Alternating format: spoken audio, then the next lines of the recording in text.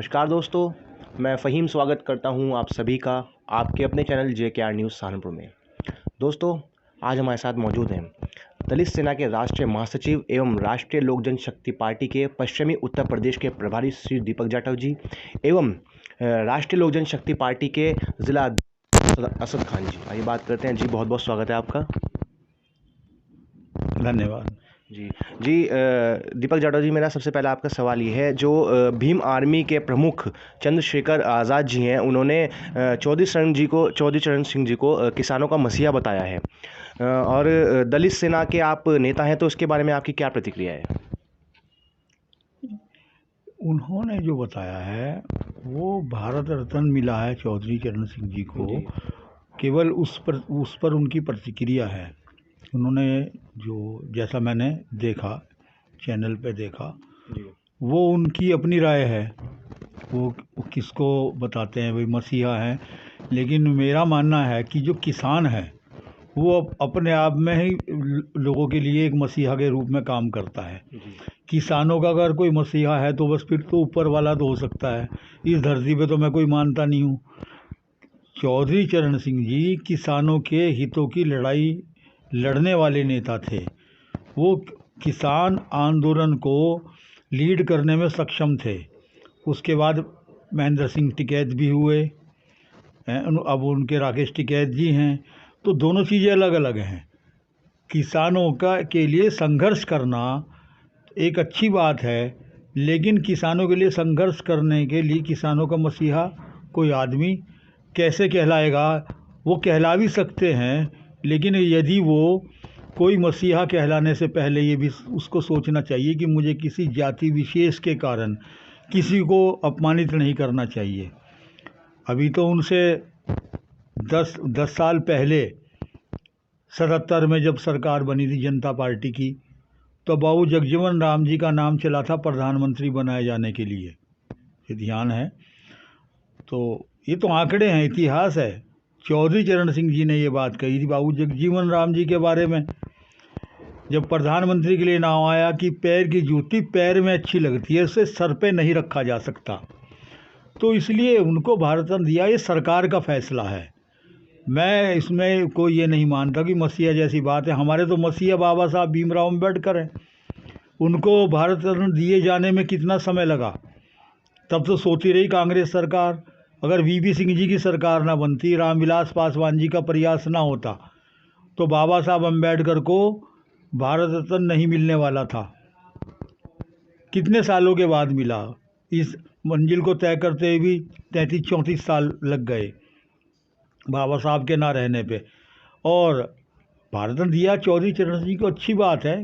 किसानों के लिए लड़ाई उन्होंने लड़ी है, लेकिन इस बात से इनकार नहीं किया जा सकता जो बात मैंने कही है। कम से कम ये कि जो वोट की बात है, लोग सोचते हैं कि भाई इसको वोट के कारण से आप इसको मानते हैं, ऐसा नहीं है। कहीं वोट प्लस होता है तो कहीं घटता भी है। जो हमारी पीढ़ी के लोग हैं, जो वोटर है, उसको ये सब बातें ध्यान है। अगर कुछ वोट प्लस होगा BJP के साथ लोक दल का, जाट वोट प्लस होगा तो दलित वोट माइनस भी होना स्वाभाविक है। ऐसी मेरी राय है। अच्छा, राष्ट्रीय लोकदल पार्टी का गठबंधन हुआ है भाजपा के साथ, जबकि सपा के साथ गठबंधन था, 7 सीट मिल रही थी और अब भाजपा में जाकर 2 सीट मिल रही हैं उन्हें। तो क्या लगता है, क्या किसी भारत रत्न की वजह से हुआ है गठबंधन? ये उनका अपना फैसला है। इस मामले में तो समाजवादी वाले हैं, लोक दल वाले हैं, ये लोग अपनी खिचड़ी अपने हिसाब से पकाते हैं ना, उसकी हमें तो जानकारी देंगे नहीं ये लोग। इनकी क्या राजनीतिक जो है मजबूरी है या कोई क्या इनका अपना गणित है, वो ये बेहतर समझ सकते हैं। ये तो उनकी अपनी राय है, उनका दल है, वो किससे गठबंधन करेंगे, कहाँ सीटें कम मिलती हैं, कहाँ ज़्यादा मिलती हैं। कभी कभी अपने संगठन को बचाए रखने के लिए, आगे बढ़ाने के लिए बहुत सारे फैसले हैं जो लेने होते हैं, वो बेहतर समझ सकते हैं इसको। जब किसानों का आंदोलन चल रहा है, भारत सरकार और किसानों में टकराव है, तो किस तरह से देखते हैं आप इस चीज़? देखिए, किसान आंदोलन जो है, किसानों की जो मांगे हैं वो जायज़ मांगे हैं, और किसानों की जो मांगों का मैं समर्थन करता हूँ। किसानों से बैठ कर के उनकी समस्या को समझ के उसका जो समाधान है वो सरकार ने पहले भी किया है और उम्मीद है सरकार आगे भी करेगी। लेकिन उसको जो विपक्षी दलों के जो नेता हैं उसमें हवा दे करके जो राजनीति कर रहे हैं, मैं उसकी निंदा करता हूँ। सरकार किसानों का अहित नहीं होने देगी, किसानों के साथ न्याय करेगी, ऐसा मेरा मानना जिस है। तरह से किसानों पर अत्याचार हो रहा है, आंसू गैस से उन पर प्रहार किया जा रहा है। देखिए, जब भी कोई मांग होती है और कोई आंदोलन बेकाबू होता है तो ये शांति व्यवस्था बनाए रखने का एक पार्ट है। आपने इसमें पहले वार्निंग दे दी, आंसू गैस छोड़ दिया, या आपने पानी का फुहारा छोड़ दिया, तो वो कोई ऐसा कोई क्राइम तो है नहीं कि किसान क्राइम कर रहे हैं और या वो कोई अपराधी है उनको कोई दंडित कर रहा है। ये तो ये है कि व्यवस्था को संभालने के लिए ये सब चीज़ें होती हैं। इसका मतलब ये नहीं किसानों की मांगे गलत हैं या जो सरकार है सरकार की नीयत गलत है। अपनी अपनी बातों को रखने में जब तक तालमेल का भाव रहता है तो आंदोलन बना रहता है। आज नहीं तो कल तय हो ही जाएगा, ऐसा कुछ नहीं है। अच्छा, राष्ट्रीय लोकदल के भाजपा में जाने से कितना फ़र्क पड़ता है मुस्लिम वोटर्स का, क्या समीकरण बैठेगा? देखिए, जो मुस्लिम वोटर्स है, मेरा मानना है, हमने तो बहुत पहले से देखते आ रहे हैं, जो वोट है उनका जो गणित है वो किसी गठबंधन से उसका लेना देना नहीं है।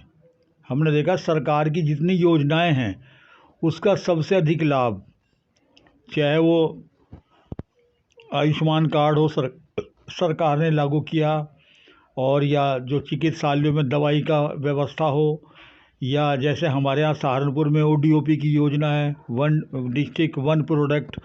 वुडकारी में काम से जुड़े हुए जो लोग हैं तो करीब 1.5 से पौने 2 लाख लोग जुड़े हैं, जिसके अंदर से 90% से अधिक जो लोग हैं वो मुस्लिम्स हैं, और सरकार से वो बेनिफिट ले रहे हैं ODOP का, जिनको जो है सरकार की योजनाओं का पूरा लाभ मिलता है। तो उनको इतना लाभ दिया जा रहा है, सरकार दे रही है। हर ज़िले में एक प्रोडक्ट को, किसी ज़िले में 2 प्रोडक्ट को इन्होंने दिया है। और जब वोट की बात आती है तो वहाँ मेरा अपनी राय है कि वहाँ सबसे पहले वो उनको एक ही चीज़ बता दी जाती है, समझा दी जाती है कि ये मंदिर का मामला है, ये मस्जिद का मामला है, और ये बाबरी मस्जिद विरोधी है, ये इस्लाम विरोधी है। तो इस तरह का जो फंडा है वो चलता आ रहा है काफ़ी समय से, और कि जो भाजपा को हराए उसको वोट दे दो, या जो भाजपा का समर्थक है दल उसको हराओ। उसका अल्टरनेट वो कभी कांग्रेस को बता देंगे, कभी बसपा को बता देंगे हैं, और कभी सपा को बता देंगे। वो बात अलग है कि वो गाये बगाए चाहे वही दल जिसको उन्होंने वोट दिया है भाजपा को हराने के लिए, वही भाजपा की गोद में बैठ जाए। भाजपा को ऐसी कोई पार्टी नहीं है कि उसको आप बुरी पार्टी कहें। भाजपा ने कई बार तो दलितों के हित में काम किया है, मायावती की इज्जत बचाई, उसे मुख्यमंत्री बनाया। कभी मायावती उनको ख़राब बताने लगती है कि वह अच्छा बताने लगती है। तो ये तो सियासत है। लेकिन जहाँ तक मेरा मानना है कि जो इस्लाम के मानने वाले हैं उनको अभी तक जिन्ना साहब के बाद में अपना नेता उन्होंने ना बनाया ना मिला, और हमेशा इन्होंने दूसरे समाज के नेता को ही अपना नेता माना है। ये कम बात नहीं है। मुसलमान ने जवाहरलाल नेहरू को नेता मान लिया, VP सिंह जी को नेता मान लिया, लाल बहादुर शास्त्री को मान लिया, इंदिरा गांधी को नेता मान लिया है, चौधरी चरण सिंह को भी नेता मान लिया, सबको मानते हैं वो।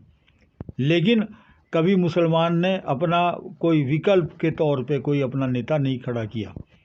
और यही वजह है कि जो दूसरे लोग हैं इनको वास्ता दे करके, धर्म का वास्ता दे करके इससे नुकसान और इससे फ़ायदा इनके वोट पे राजनीति करते चले आ रहे हैं।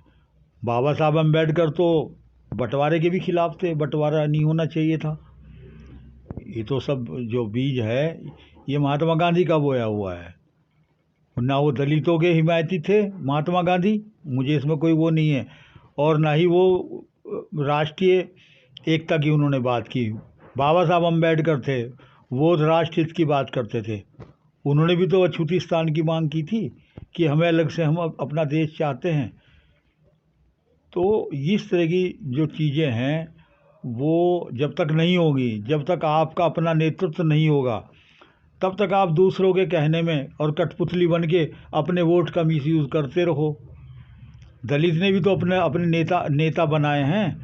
बाबू जगजीवन राम जी को नेता माना, रामविलास पासवान जी को नेता माना, और वो बात अलग है कि सियासत के रास्ते से भटक गई हो, लेकिन मायावती को भी 4 बार मुख्यमंत्री बनाया। इस प्रकार से कोई ऐसी कोई ताकत, कोई ऐसी वोट की कोई ताकत, कोई ऐसी शख्सियत देश में नहीं उभर के आई है जो मुस्लिमों को बिल्कुल एकजुट कर सके। और अगर वो होगा तो वो भविष्य की बात है, वो फैसला कब होगा और कैसे होगा बहुत लंबी बात है। ये अभी ऐसा कुछ होने नहीं जा रहा है। बहरहाल मोदी जी की जो सरकार है वो बिना भेदभाव के काम कर रही है, और सबसे मैं तो यही कहूँगा कि जात पात के चक्कर में ना पड़ें, अपना देखें कि देश तरक्की पर कहाँ जा रहा है, कैसे जा रहा है, उसमें योगदान करें, और अपना वोट ज़रूर डालें, जहाँ भी चाहे वहाँ दें, जहाँ उनका मत हो दें। चुनाव आ रहा है लोकसभा का, उसमें अपनी भागीदारी निभाएं। अच्छा, हमारे बीच राष्ट्रीय लोक जनशक्ति पार्टी के जिला अध्यक्ष श्री असद खान जी मौजूद हैं, उनसे बात करते हैं। जी, आपका क्या कहना है इस बारे में? मेरा कहना भी यही है कि जो हमारे राष्ट्रीय अध्यक्ष जी थे रामविलास पासवान जी, उनकी जो नीतियाँ थी वो बहुत ही अच्छी नीतियाँ थी। हम चाहते हैं कि हम उनकी नीति पे ही चलकर काम करेंगे आगे और कदम बढ़ाएंगे। बहुत बहुत धन्यवाद दोस्तों। ये थे असद खान जी और दीपक जाटव जी। फिलहाल प्रोग्राम में बस इतना ही। कैमरामैन अजमल खान के साथ मैं फ़हीम, JKR न्यूज़ सहारनपुर से।